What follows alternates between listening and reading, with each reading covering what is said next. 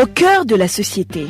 Au cœur de la société est une émission préparée en synergie par les radios Inzamba, Agatekakawe, Radio RPA, Ijouya Wanyagihugu, ainsi que la radio-télévision Renaissance.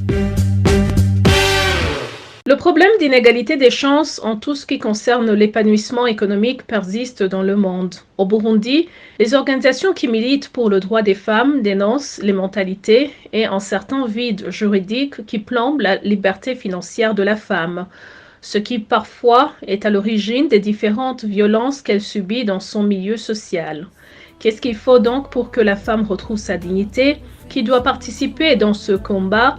Les réponses à toutes ces questions, c'est dans ce mini-magazine au cœur de la société. À la présentation, Josine Kaze, bienvenue.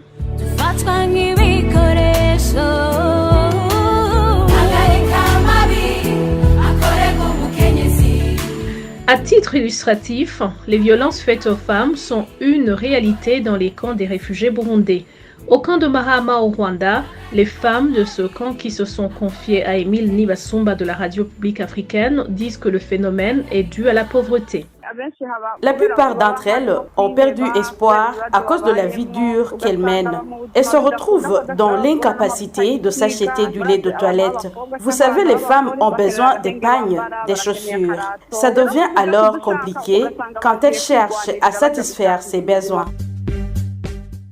Ici, dans le camp des réfugiés, les hommes attirent les filles avec certains cadeaux. Et comme les filles ne sont pas capables de se les procurer seules, elles s'adonnent au vagabondage sexuel et attrapent certaines maladies. Et elles ont des grossesses non désirées. Par exemple, aujourd'hui, l'on doit être dans une telle catégorie pour obtenir certaines assistances.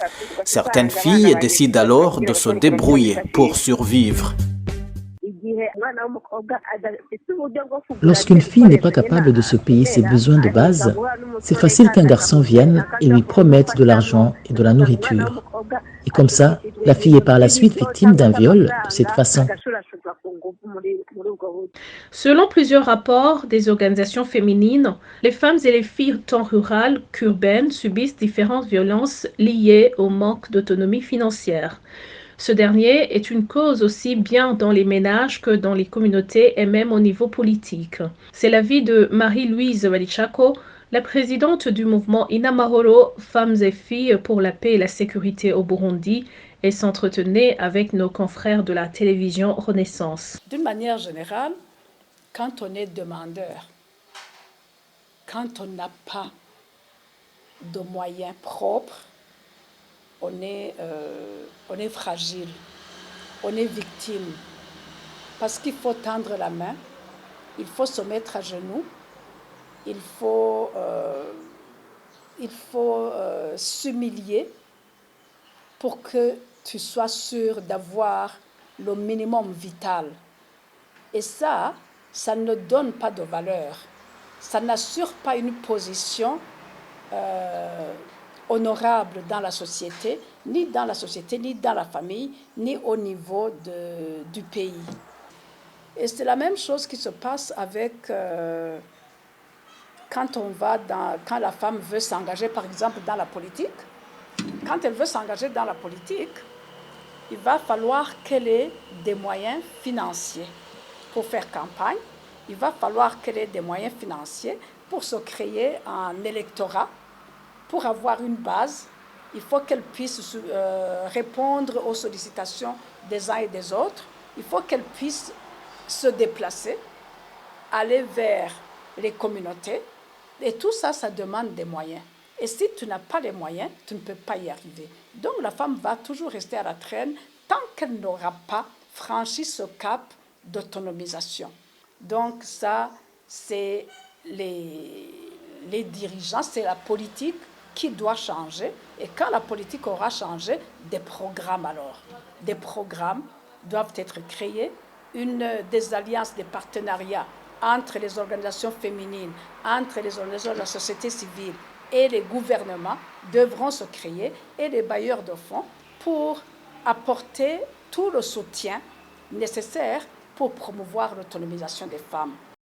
Certaines sociétés au monde ont su réduire le phénomène des violences faites aux femmes en faisant participer les femmes dans les instances de prise de décision et en instaurant l'égalité des chances entre hommes et femmes, comme l'explique ici Pascal Nyonguru, expert en genre. D'abord, la question de la sous-représentation au pouvoir et en politique. En fait, pour donner aux femmes la possibilité d'orienter le débat et d'influencer sur les changements politiques ou de prendre des mesures pour combattre la violence fondée sur le genre et soutenir l'égalité. La deuxième question est le renforcement des systèmes, des services juridiques pour la protection des survivants. Et la troisième question est de s'assurer de l'égalité entre les femmes et les hommes dans l'acquisition et la gestion des ressources économiques. Et la dernière et la quatrième question qui se sont attelées, c'est de s'assurer que la conception patriarcale et sexiste, si je veux dire, qui confère une légitimation à la violence afin d'assurer la domination et la supériorité des hommes, soit revue, soit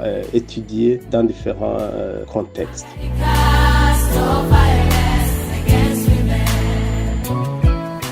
C'est cette lecture de l'expert en genre Pascal Nyonguru qui met un point final à notre mini-magazine au cœur de la société. Josine Kadze, je le présentais. Au revoir. C'était l'émission Au cœur de la société.